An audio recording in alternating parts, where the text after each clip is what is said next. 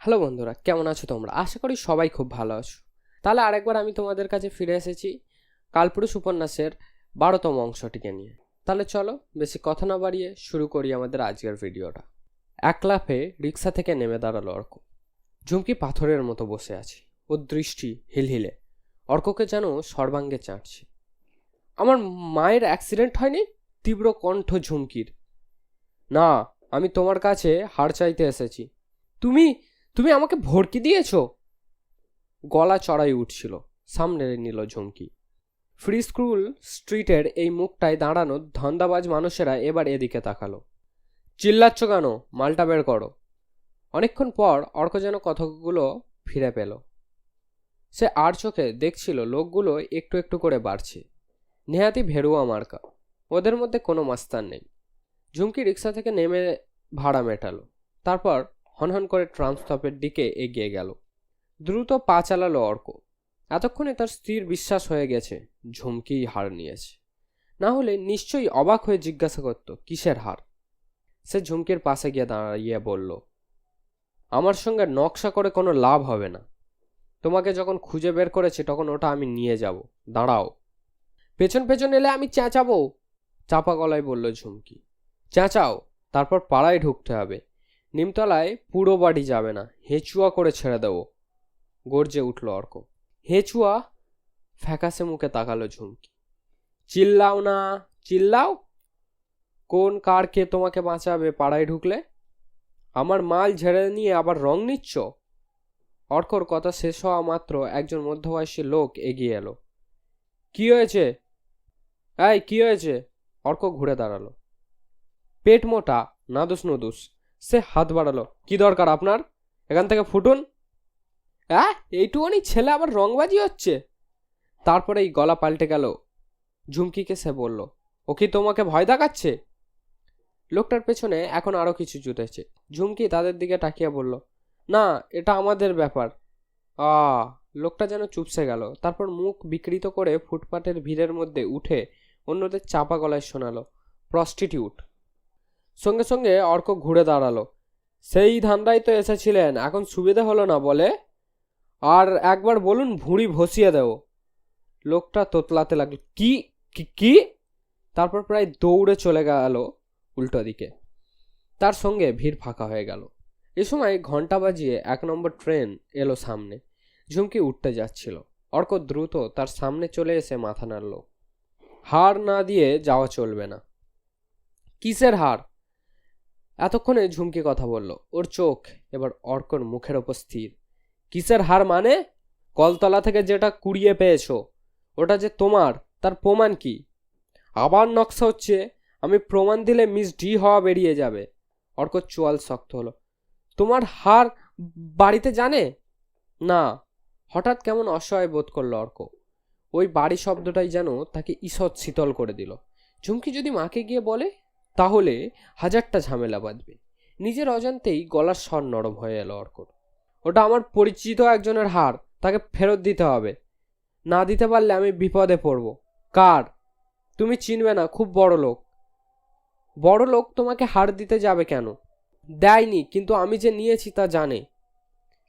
ঝুমকি, তুমি যদি হারটা ফেরত না দাও তাহলে খুব খারাপ হয়ে যাবে। তুমি দয়া করে হারটা আমাকে ফেরত দাও, প্রায় অনুনয়ের গলায় বলল অর্ক। আমার কাছে নেই। কার কাছে আছে? আমি জানি না।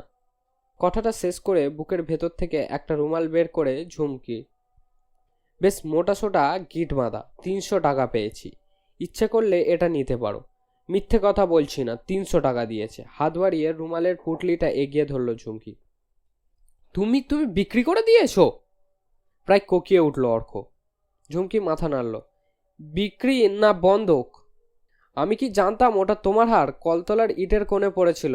টাকাটা নেবে? পাগলের মতো অর্ক মাথা নাড়ল। না না না না, টাকা দিয়ে আমার কি হবে? হার না পেলে। অর্ক চোখ জ্বলছিল। কার কাছে বন্ধক রেখেছো? তাকে আমি চিনি না। মিষ্টি এর চেনা লোক। মিষ্টি? দূর, মিষ্টি কেন? মিষ্টি তৃষ্ণা পাল আমাদের ওখানে নাচ শিখে এখন খুব নাম করেছে, শোনোনি? অর্ক পাগলের মতো মাথা নাড়ল। এক্ষুনি চলো ওর কাছে। অসম্ভব, আমাকে টাকা দিয়ে ও প্রোগ্রামে চলে গিয়েছে, ডায়মন্ড হারবারে হোল নাইট প্রোগ্রাম, কাল সকালে ফিরবে, তখন যেতে পারি। অর্ক ঝুমকির চোখে চোখ রাখলো। সত্যি কথা বলছো? হ্যাঁ। কোথায় থাকে? আগে যাদবপুরে থাকতো, এখন চিতপুরে। নম্বরটা বলল সে। কাল অবধি অপেক্ষা না করে উপায় নেই। অর্ক ছো মেরে ঝুমকির হাত থেকে রুমালটা নিয়ে নিল। কাল সকালে আমার হার চাই। ঝুমকি নীরবে মাথা নাড়ল। এই সময় আর একটা ট্রাম এগিয়ে আসতে অর্ক লাফ দিয়ে উঠে পড়ল। একদম ফাঁকা ট্রাম। ঠিক ড্রাইভারের পিছনের সিটে গিয়ে জানালার ধারে বসলো অর্ক। ঝুমকির দিকে আর তাকায়নি সে, কিন্তু ঝুমকিও একই ট্রামে উঠে লেডিস সিটের দিকে না গিয়ে সোজা এগিয়ে অর্কর পাশে এসে বসলো। বিরক্ত হলো অর্কর, কিন্তু কিছু বলল না প্রথমে।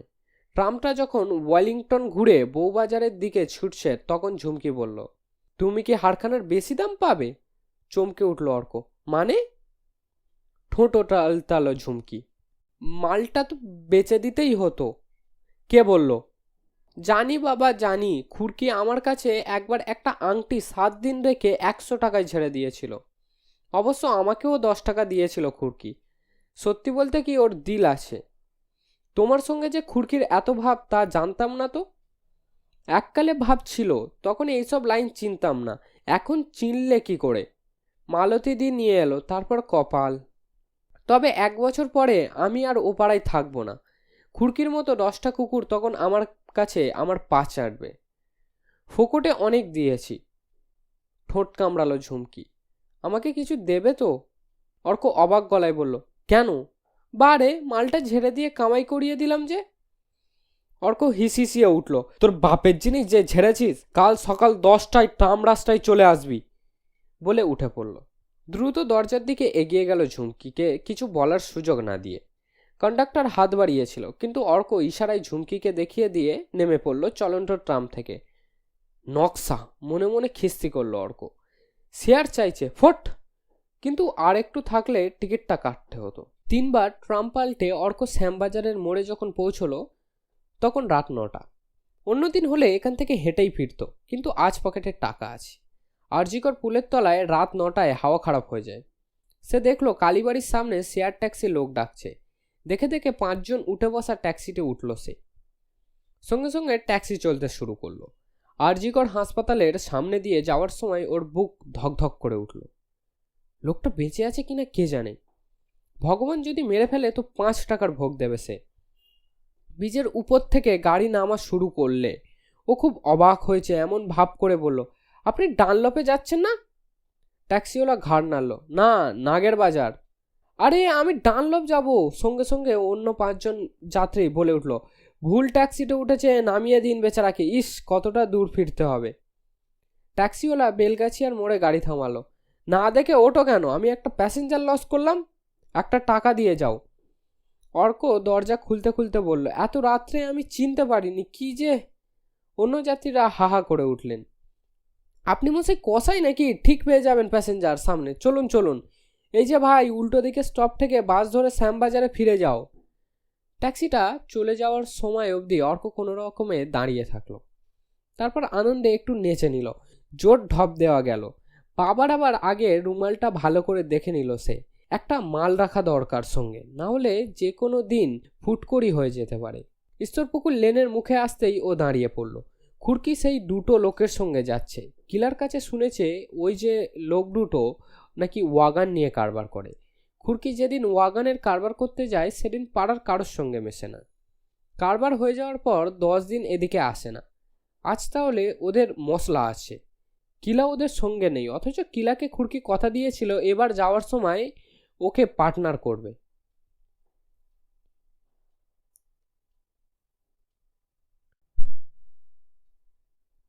ঈশ্বরপুকুর লেনে ঢুকতেই কিচাইন সাদা রঙের একটা প্রাইভেট রেশনের লরির সামনে আটকে গেছে। পেছনে 2-3টে রিক্সা। ঠেলা মিলে জোর ঝামেলা। এইসব মোকা কাজে লাগায় বিলুরা। রেশনের লরির কাছ থেকে কিছু পাওয়া যায় না, কিন্তু প্রাইভেট যদি অচেনা হয় তাহলে তাকে কিছু ছাড়তেই হবে। অর্ক দ্রুত এগিয়ে গিয়ে দেখলো পাড়ার 4টে ছেলে ড্রাইভারের সঙ্গে ঝামেলা করছে। পেছনের সিটে এক ভদ্রলোক হেলান দিয়ে অলস চোখে ওদের দেখছেন। এত চেঁচামেচিতেও যেন ওর কিছু এসে যাচ্ছে না।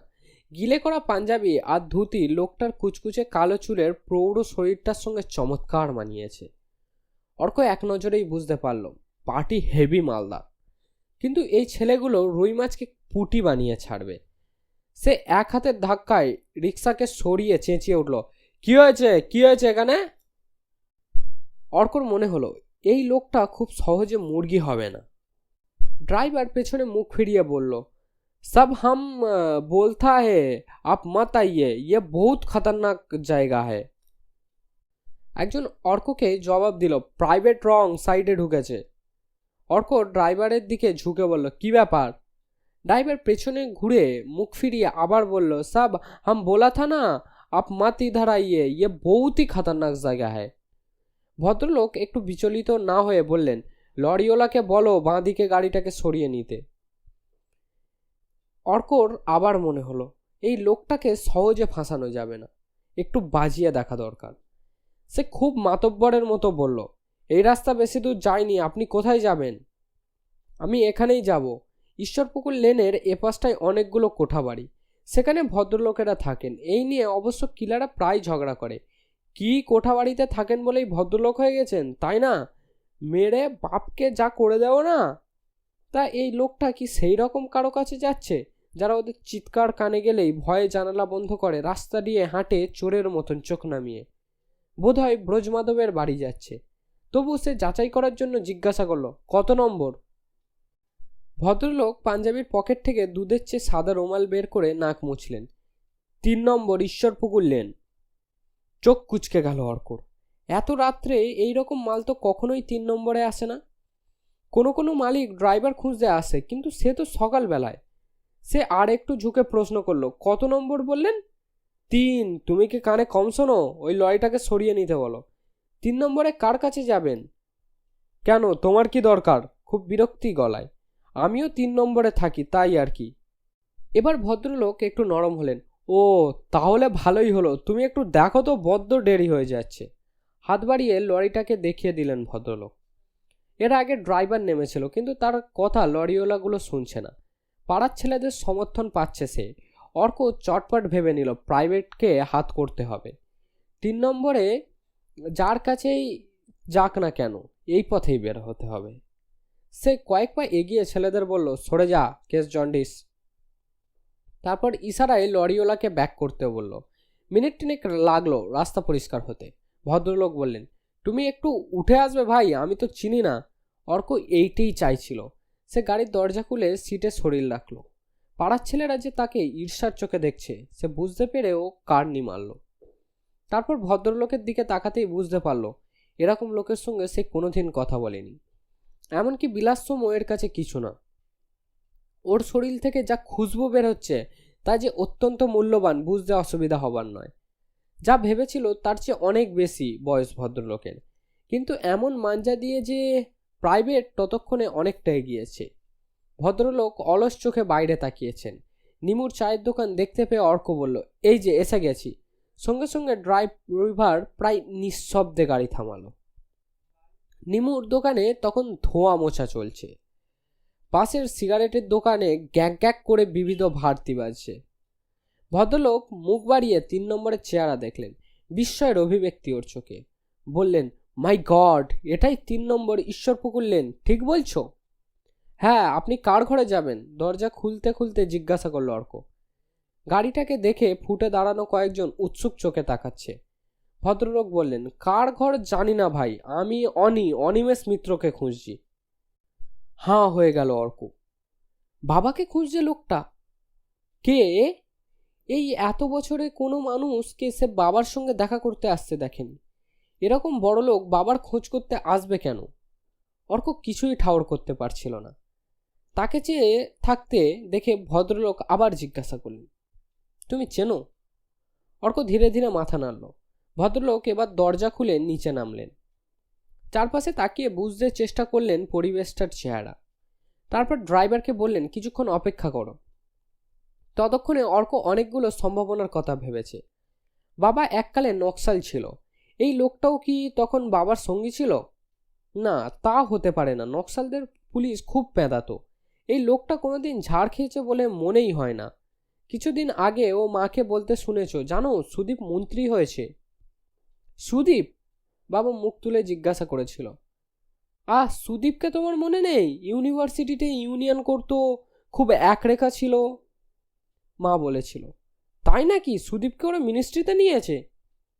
বাবা এবং মায়ের কথাবার্তা থেকে অর্ক বুঝতে পেরেছিল ওই মন্ত্রীটাকে ওরা দুজনেই চেনে। অতএব দু একটা ভদ্রলোকের সঙ্গে বাবার পরিচয় থাকতেই পারে, কিন্তু কি ধান্দায় তারা এত রাত্রে 3 নম্বরে দেখা করতে আসবে, এইটাই মাথায় ঢুকছিল না ওর। ভদ্রলোক বললেন, অনিমেষ এখন হাঁটতে পারে? অর্ক বলল, ক্রাচ নিয়ে পারে। গলিতে ঢুকলো অর্ক, পেছনে খুশবু ছড়ানো ভদ্রলোক। ওর চেহারা দেখতে অনেকেই দাঁড়িয়ে পড়েছে, শুধু মুখ্যবুড়ি চেঁচিয়ে উঠল, কে যায়লা? অর্ক জবাব দিল না, কিন্তু ভদ্রলোক মুখ্যবুড়ির দিকে ঘুরে দাঁড়াতে গিয়েও ঘুরে দাঁড়ালো না। অনুদের দরজা বন্ধ। হঠাৎ এতক্ষণ বাদে অর্কর মনে হলো এই যে ভদ্রলোক আসায় আজ সে বেঁচে গেল।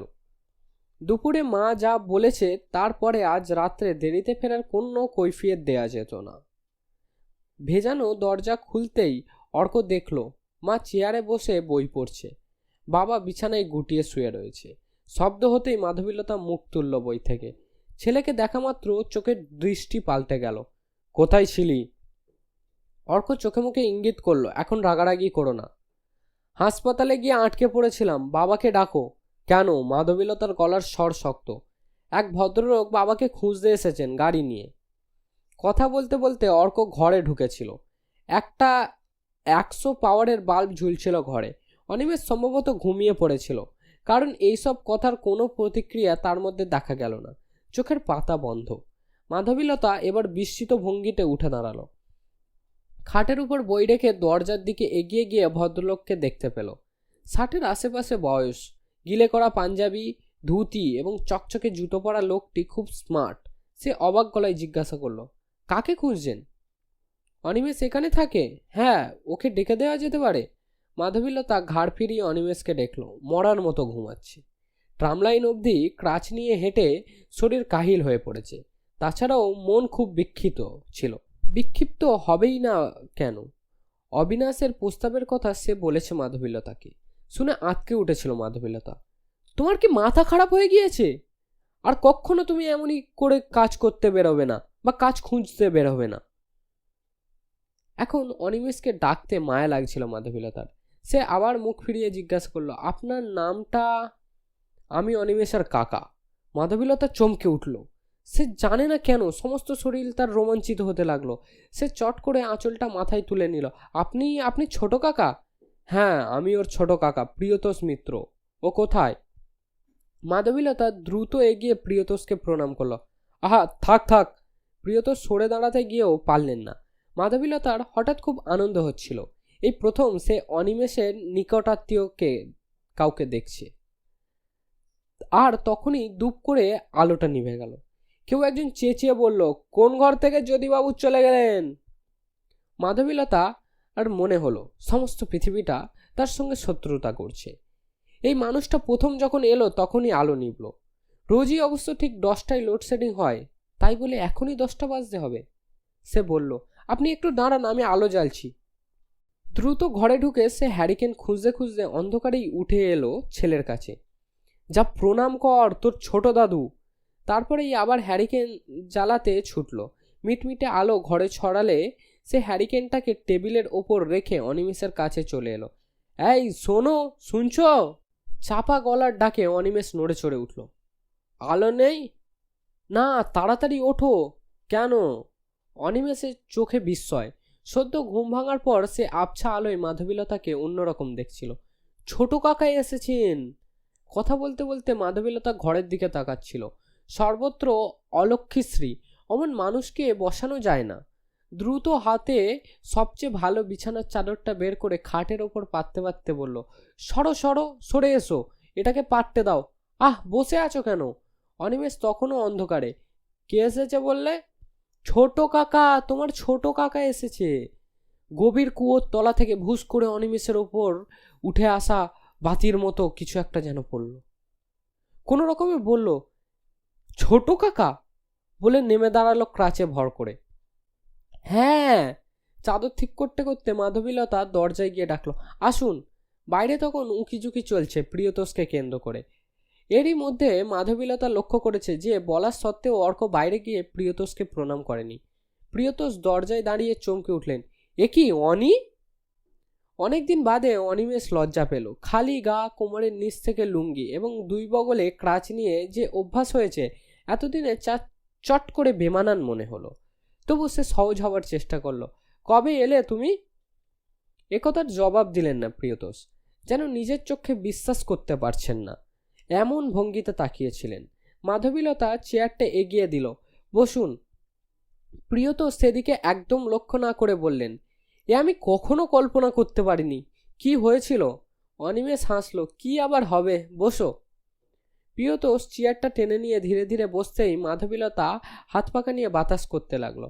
প্রিয়তোষ হাত নাড়ালেন, না না, হাওয়া করতে হবে না, যা গুমট গরম, আপনি বসতে পারবেন না। অনিমেষ আবার জিজ্ঞাসা করলো, কবে এলে? 3 দিন হলো সুদীপের কাছে তোর খবর পেলাম। জেল থেকে ছাড়া পাওয়ার পর আর তোর খবর ও জানতো না। জেলে গিয়ে জানতে পারলাম তুই দীপক নামের একটি ছেলের বাড়িতে গিয়েছিস। তার ঠিকানা পেয়ে সুবিধা হলো। দীপকের বাড়িতে গিয়ে অবশ্য ঝামেলা হয়েছিল। প্রিয়তোষ থামতে অনিমেষ জিজ্ঞাসা করলো, কেন? দীপক তোর সঙ্গে জেলে ছিল, বছর 5 হলো সে মারা গেছে। তার ঠাকুমা পাগল হয়ে গেছেন, মাও অ্যাবনর্মাল। অনেক কষ্টে এই ঠিকানা পেয়ে এলাম। প্রিয়তোষ অনিমেষকে খুঁটিয়ে দেখছিলেন। দীপক মারা গেছে? সেই বোবা হাবা ছেলেটা? অনিমেষ চোখ বন্ধ করলো। তারপর নিজেকে ফিরিয়ে আনতেই জিজ্ঞাসা করলো, তুমি সোজা মস্কো থেকে এখানে এলে? না, নিউ ইয়র্ক থেকে। আমার কথা থাক, আগে তোর কথা আমি শুনতে চাই। তাহলে বন্ধুরা, তোমরা এতক্ষণ শুনছিলে আমাদের কালপুরুষ উপন্যাসের 12তম অংশটি। তোমাদের আজকের ভিডিওটা কেমন লাগলো আমাদেরকে অবশ্যই জানাবে। তোমরা যেমনই দেখলে, শেষ পর্যন্ত এই ভদ্রলোক বার হলেন অনিমেষের কাকা অর্ক, যাকে ভাবতেই পারেননি যে কখনো তাদের কোনো আত্মীয় আছে বা কোনো আত্মীয় তাদের এতটাই সম্ভ্রান্তশালী হতে পারে। কে কে এই প্রিয়তোষ মিত্র কে, এবং কি জন্যই বা তার আগমন ঘটেছে এখানে? তোমরা পরবর্তীতে এই অংশগুলি জানতে পারবে। এই ব্যাপারে তোমরা জানতে পারবে যে কেন তিনি এসেছেন, কেন তিনি এই সময় এসেছেন, কেন তিনি দেরিতে এসেছেন, বা তার আগে কি জন্য আসেননি এবং এখনই বা হঠাৎ কেন এলেন। এবং এই প্রিয়তোষ মিত্র মাধবীলতাকে একটি প্রস্তাবও রাখবে, কিন্তু আমি সেটা এখন বলবো না, সেটা পরবর্তী অংশগুলোতে তোমরা জানতে পারবে। তাহলে এই ভিডিওটা তোমাদের কেমন লাগলো অবশ্যই আমাদের জানাবে কমেন্ট সেকশানে কমেন্ট করে। আর ভিডিওটা ভালো লেগে থাকলে একটা লাইক করে দেবে, এবং এই ভিডিওটার নোটিফিকেশান তোমরা যদি পেতে চাও, অর্থাৎ এই ভিডিওটার মানে এই সিরিজের সমস্ত ভিডিও যেগুলো আমরা পরবর্তীতে আপলোড করতে থাকবো, এগুলোর সমস্ত নোটিফিকেশান তোমরা যদি আগে পেতে চাও, তাহলে তোমরা সাবস্ক্রাইব করে নাও আমাদের চ্যানেলটিকে, এবং পাশে থাকা বেল আইকন বাটনটিকে অবশ্যই প্রেস করবে, যাতে তোমরা আমাদের নোটিফিকেশান সবার আগে পেতে পারো। আচ্ছা, তাহলে আজকের টাটা, বাই বাই, আসসালামু আলাইকুম। দেখা হবে পরের ভিডিওতে।